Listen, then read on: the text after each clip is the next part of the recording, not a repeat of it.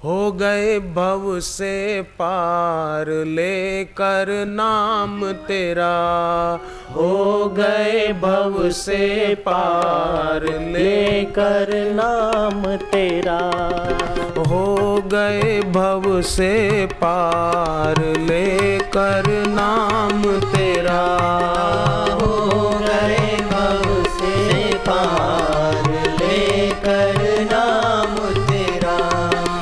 जय सिया राम जय जय सिया राम, जय सिया राम जय जय सिया राम, जय सिया राम जय जय सिया राम, जय सिया राम जय जय सिया राम।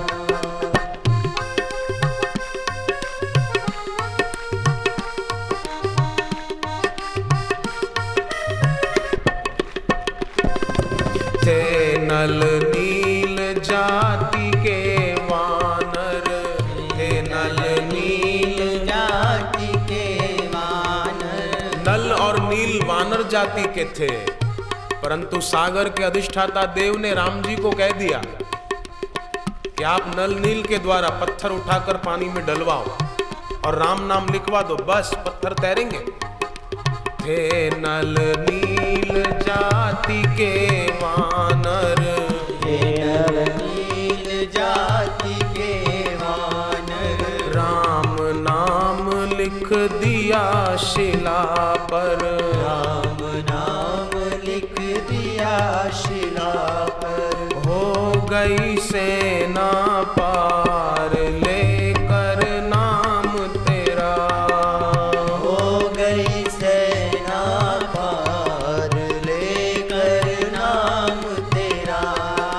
जय सिया राम जय जय सिया राम, जय सिया राम जय जय सिया राम, जय सिया राम जय जय सिया राम, जय सिया राम जय जय सिया राम, जय सिया राम जय जय सिया राम, जय सिया राम जय जय सिया राम, जय सिया राम जय जय सिया राम, जय सिया राम जय जय सिया राम, जय सिया राम जय जय सिया राम, जय सिया राम जय जय सिया राम।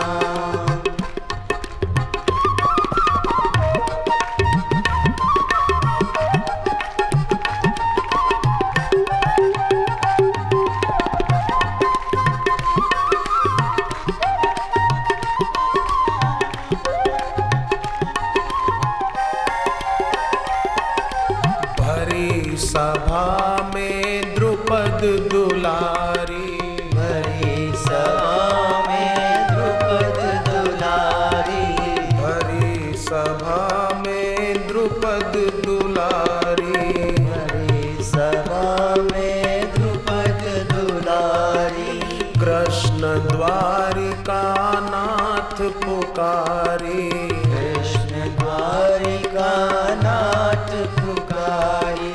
बढ़ गए चीर हजार लेकर नाम तेरा, बढ़ गए चीर अपार लेकर नाम तेरा।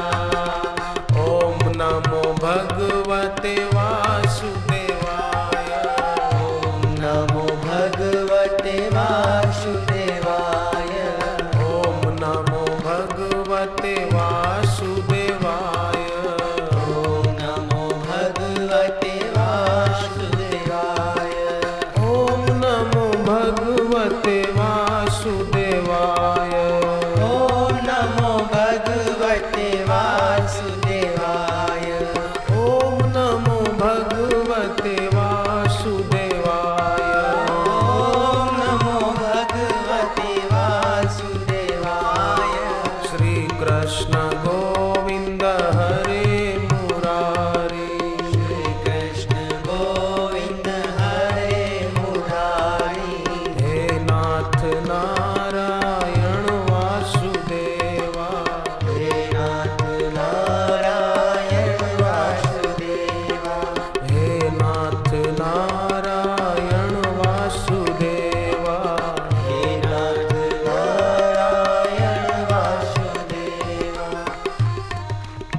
कुछ लुटेरे थे, लुटेरे उन्होंने कुछ कोड वर्ड बना रखे थे।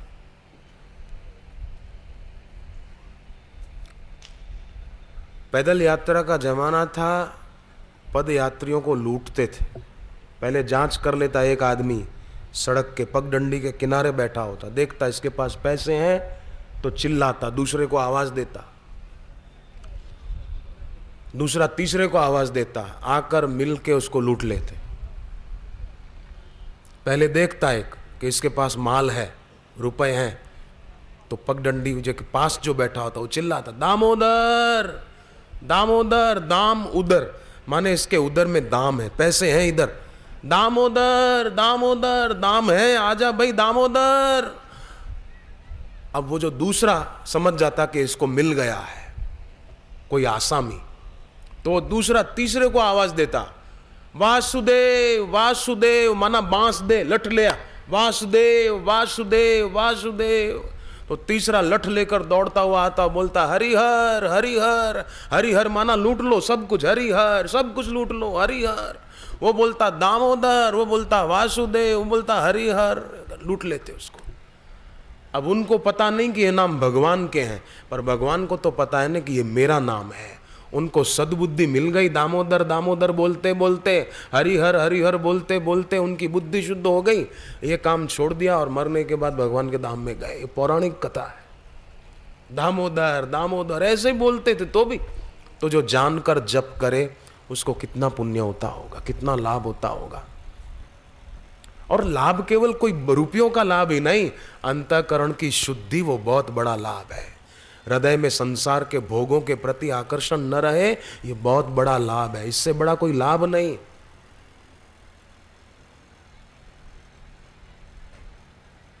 बुद्धि में भोगों का महत्व है, इसलिए लोगों को रुपयों का लाभ ही लाभ दिखता है, पर अंतःकरण की शुद्धि बड़ा लाभ है, बड़ी सिद्धि है। इसके समान कोई सिद्धि नहीं। हृदय की शुद्धि होना ये बड़ी सिद्धि है। ये जिसको मिल जाए उसका जीवन धन्य है। कुलम पवित्रम जननी कृतार्था, तो सद विद्वानुपसर्व्यताम प्रतिदिनम तत्पादुकाम सेव्यताम। परमार्थ परायण जो महापुरुष हैं या परमार्थ में जो दृढ़ हैं, परमात्मा प्राप्त हैं, ऐसे महापुरुष के पास जाए, जिसके लिए गीता में भगवान ने कहा तद विद्धि प्रणिपाते न परिप्रश्ने न सेवया, उनके पास जाए। पर उदयपुर वालों का कैसा सौभाग्य कि ऐसे महापुरुष खुद उदयपुर में आए।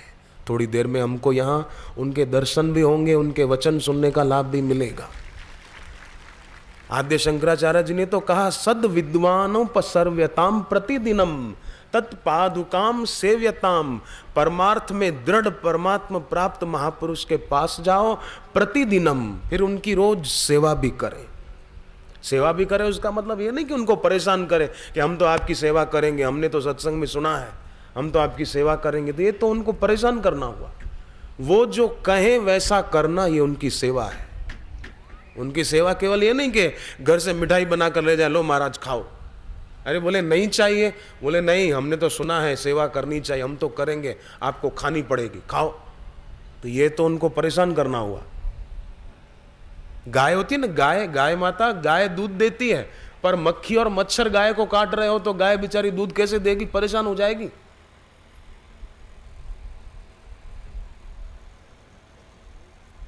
वो मक्खी मच्छर हटाते रहना पड़ता है, गाय दूध देती अच्छी तरह से।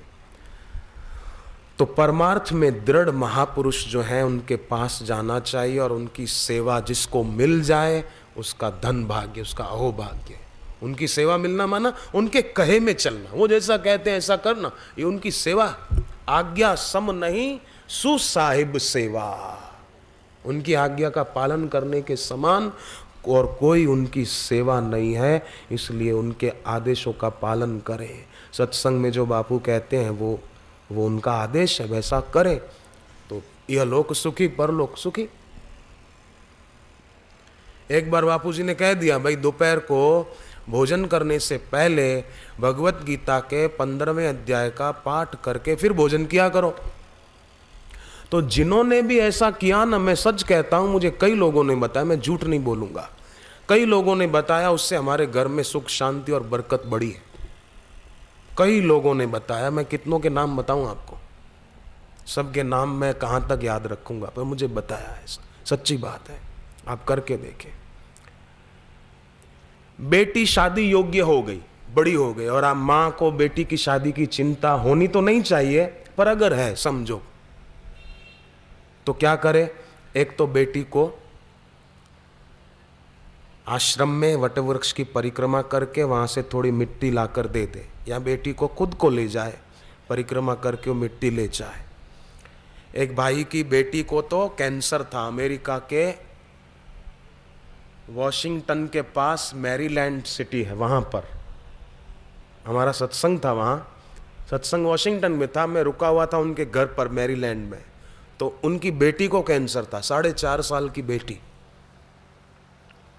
तो उन्होंने मुझे बताया, बोले मैंने क्या किया, तब तो मैंने दीक्षा भी नहीं ली थी, पर मैंने सुन रखा था। मैं आश्रम गया सूरत, वहां से भारत आए और सूरत के आश्रम में जाकर वटवृक्ष की परिक्रमा करके वहां से मिट्टी, बोले मैं अमेरिका ले आया।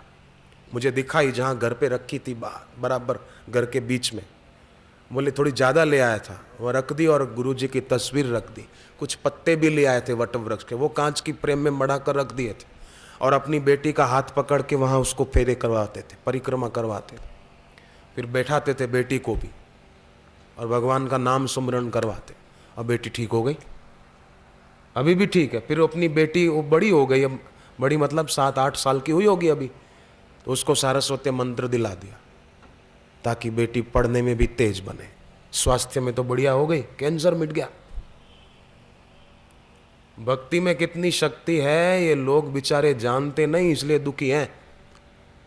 आप एक बात बताओ बहनों, छोटा बच्चा होता है ना, कई बार रोता है, अपनी माँ की गोद में भी रोता है, नहीं रोता है बच्चा? बच्चा रोता है कि नहीं? माँ की गोद में भी रोता है, तो क्यों रोता है? माँ कोई उसको परेशान तो नहीं कर रही, माँ तो उसका भला चाहती है, माँ उसको सुखी देखना चाहती है, फिर भी बच्चा रोता क्यों है? माँ की गोद में इसलिए रोता है कि बच्चे को पता नहीं है कि मेरी माँ मेरा कितना भला चाहती है। ये बच्चे को पता होता तो वो रोता नहीं। इसी प्रकार भक्त को भी पता नहीं होता कि भगवान मेरा कितना भला चाहते हैं, इसलिए वो दुखी होता है, परेशान होता है। तो बोले कि भाई जीवन में दुखद परिस्थिति आई तो इसमें क्या भला हुआ, इसमें क्या फायदा हुआ, इसमें क्या अच्छा हुआ?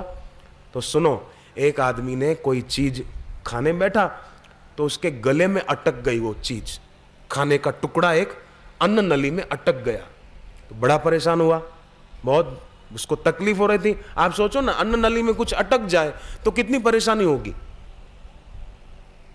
तो हॉस्पिटल गया, डॉक्टरों से सलाह ली कि क्या करूं, तो डॉक्टरों ने भी देखना चाहा कि एग्जैक्ट कहाँ वो टुकड़ा अटका है, क्या दिया जाए, क्या किया जाए, उसको निकाला जाए। तो एक्सरे में पता चला कि इस आदमी को एक और भी बीमारी है, घातक बीमारी, और उसकी शुरुआत है, फर्स्ट स्टेज में है, जैसे कैंसर जैसा रोग होता है। तो उस आदमी को कहा, साहब भाई साहब वो गले का जो अटका है अन्न नली में वो तो ठीक, परंतु आपको अमुक रोग की भी शुरुआत हो गई। अच्छा हुआ पता चल गया, ये टुकड़ा अटका तो अच्छा हुआ, एक्सरे का रिपोर्ट आ गया कि ये बीमारी भी है, अब पहले इस बीमारी को खत्म करो। ईश्वर जो कुछ करता है अच्छा ही करता है, ईश्वर जो कुछ करता है अच्छा ही करता है। टुकड़ा अटका तो अच्छा हुआ, घातक बीमारी का पता चल गया। ऐसे ही जीवन में कोई ऐसी वैसी परिस्थिति आती है तो समझो अच्छा हुआ, कोई बात नहीं, सूली में से कांटा हो गया।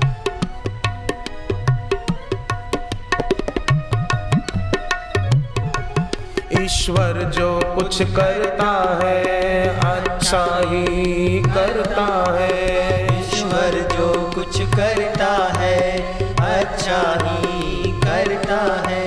मानव तू परिवर्तन से काहे को डरता है, मानव तू परिवर्तन से काहे को डरता है। ईश्वर जो कुछ करता है अच्छा ही करता है, ईश्वर जो कुछ करता है अच्छा ही सुख दुख दोनों आते रहते सबके जीवन में। सुख दुख दोनों आते रहते सबके जीवन में। पतझड़ और बहारे दोनों जैसे गुलशन में।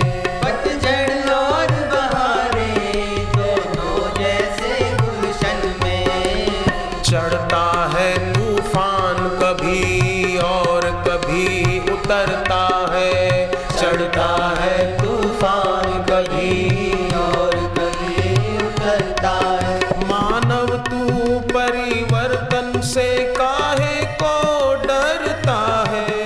मानव तू परिवर्तन से काहे को डरता है। ईश्वर जो कुछ करता है अच्छा ही करता है।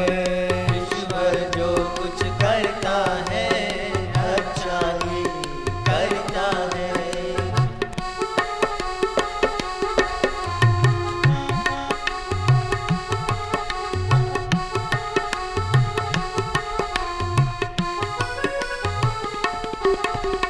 कितनी लंबी रात हो फिर भी दिन तो आएगा। इतनी लंबी रात हो फिर भी दिन तो आएगा।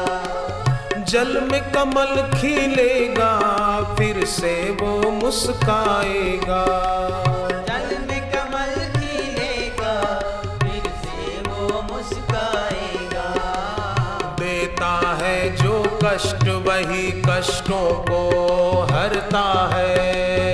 देता है जो कष्ट वही कष्टों को हरता है। मानव तू परिवर्तन से काहे को डरता है। मानव तू परिवर्तन से काहे को डरता है। ईश्वर जो कुछ करता है अच्छा ही करता है। ईश्वर जो कुछ करता है अच्छा ही करता है। कोर्ट में केस हो गया, समझो किसी पर केस है और बेचारा बड़ा परेशान है, तो इसमें क्या अच्छा हुआ? अरे कोई बात नहीं, कोर्ट में केस हो गया तो कोई बात नहीं। आप एक काम करो, कोर्ट केस की जो फाइलें हैं ना वो पूरब या ईशान कोण में रख दो।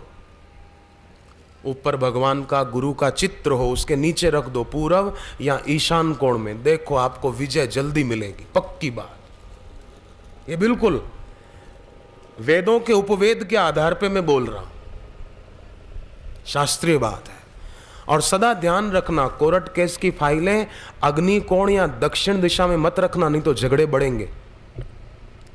और झगड़े संबंधी कागजात, केस की फाइलें आदि, वो कभी भी तिजोरी में भी बंद मत रखना, झगड़े और बढ़ेंगे। पूर्व दिशा या ईशान कोण में रख दें। ऊपर गुरु का, देवी देवता का चित्र हो, नीचे रख दें, बस अपने आप। महाभारत का युद्ध हुआ ना, उसमें जब अर्जुन के बेटे अभिमन्यु को मार दिया जयद्रथ की आगेवानी में, तो अर्जुन ने संकल्प किया कि कल शाम का सूरज अस्त होते होते अगर मैंने जयद्रथ के जीवन का सूर्यास्त नहीं किया तो सूर्य अस्त होते होते मैं जलती हुई चिता में प्रवेश करके अपना शरीर नष्ट कर दूंगा। ऐसा अर्जुन ने संकल्प, प्रतिज्ञा कर ली। अब कौरव पक्ष बड़े राजी हो गए वो लोग कि हम जयद्रथ को घेरे में रखेंगे, छुपाकर दूर रखेंगे, सारा दिन अर्जुन को उलझाए रखेंगे। सूरज अस्त हो जाएगा, अर्जुन खुद चिता में प्रवेश कर जाएंगे, अपना काम यूं ही हो जाएगा। अब पांडव पक्ष के योद्धे चिंतित थे। रात हुई, श्री कृष्ण बैठे थे, अब कल क्या किया जाए। अर्जुन आए, श्री कृष्ण ने सोचा कि अब चर्चा करेंगे। अर्जुन तो आकर के सो गए। भगवान को हुआ कमाल है, प्रतिज्ञा खुद करके आया है और खुद सो गया। सुबह हुई, भगवान ने कहा क्यों श्रीमान, प्रतिज्ञा तो आप करके आए थे और आप आकर सो गए, हम बैठे थे, बात भी नहीं की ठीक से। तो अर्जुन ने कहा कि पहले तो मेरे को भी थोड़ी चिंता थी, पर मैंने जब देखा कि आप बैठे हैं तो मुझे हुआ कि अब चिंता करने की जरूरत नहीं, अब सो जाओ। अब मैं आके सो गया, आप बैठे, मैं क्यों चिंता करूं? मेरे हितैषी सर्वसमर्थ है, तो मुझे चिंता करने की जरूरत क्या है? मैं सो गया। अब हाँ, अब मेरी पुरुषार्थ की बारी है, मैं अपना पुरुषार्थ जरूर करूंगा, मैं अपने कर्तव्य से पीछे नहीं हटूंगा। कर्तव्य में मैं आगे रहूंगा, कृपा आपकी मुझे कर्तव्य के पथ पर विजय दिला देगी। और आप जानते हैं कि कैसे अर्जुन उस दिन विजयी हुए और जयद्रथ को मारने में सफल हो गए।